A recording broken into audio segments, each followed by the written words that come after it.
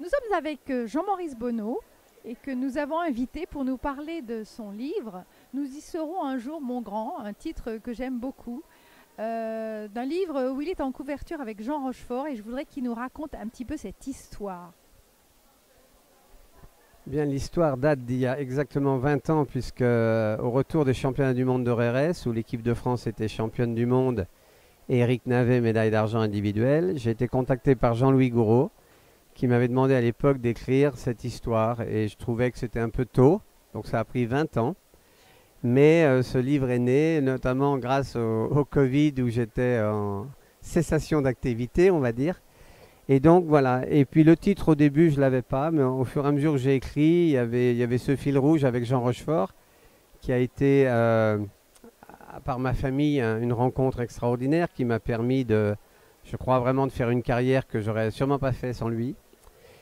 Et le On y sera un jour mon grand est venu parce qu'en 82, il m'a emmené au championnat du monde à Dublin, et l'équipe de France avait gagné à l'époque avec Marcel Rosier qui était le patron. Frédéric Cotier, Michel Robert, Patrick Caron et Gilles de Balanda. Et pendant le tour d'honneur, dans les tribunes, debout, il m'a gratté l'épaule en me disant « On y sera un jour, mon grand ». Donc j'ai trouvé que c'était un joli clin d'œil pour Jean et pour cette histoire qui a duré des années.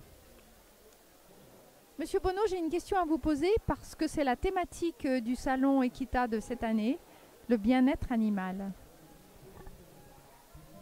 Alors le bien-être animal est un sujet fondamental, d'actualité parce que nous avons beaucoup d'opposants, mais dans animal, il y a les animaux.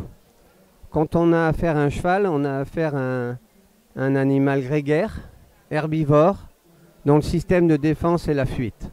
Quand on parle d'un chien, c'est un carnivore, plutôt prédateur.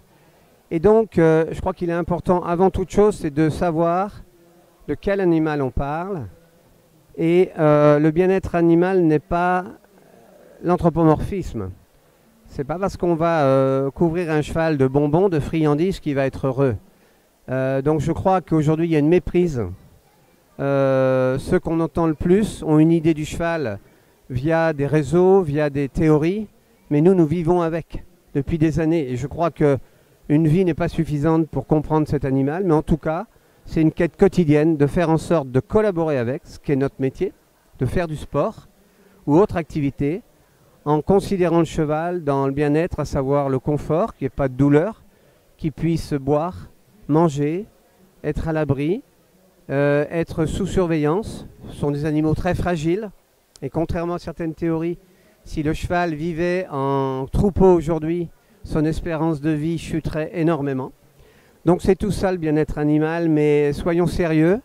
C'est à nous les professionnels, merci de me poser la question, de nous emparer de ce sujet, parce que c'est trop important pour laisser ça à des ignares.